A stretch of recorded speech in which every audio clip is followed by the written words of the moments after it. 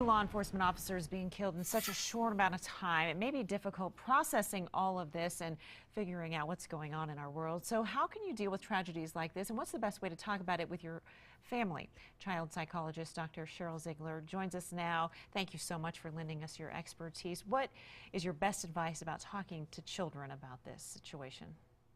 So I think one of the first things we want to do is we want to make sure that we're talking to kids developmentally appropriate. So if you've got younger kids and they happen to hear about this story, you want to say to them like, death is a part of life, and you want to do some normalizing. When everyday things or people die, but when our heroes, police officers, die in the line of duty, part of that is because they are here to protect us. And they are the good guys, and there are bad guys out there, and that's why they exist. You know, that's for kind of like the younger kids.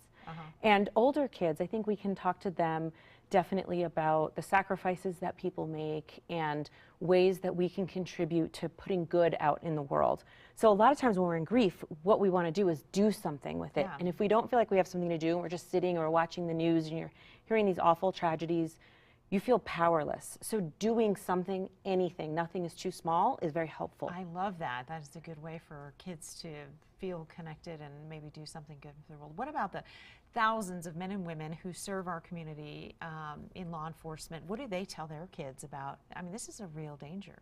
It is a real danger. I think that the first thing they want to do is, of course, they want to establish a sense of safety. You know, that these things, although this month feels incredibly tragic for us, it is tragic, but to basically say, you know, every day we face some sorts of danger. Most of the days people come home and we wear protective armor. We are trained. I constantly go to training. So reminding them that they are taking precautions. Yeah, that's really good advice. And it's okay to say, I don't know sometimes if they have a lot of questions, right? Yeah, and I think that's one of the reasons why people don't talk to kids sometimes about death, is because they are afraid they're not going to have an answer.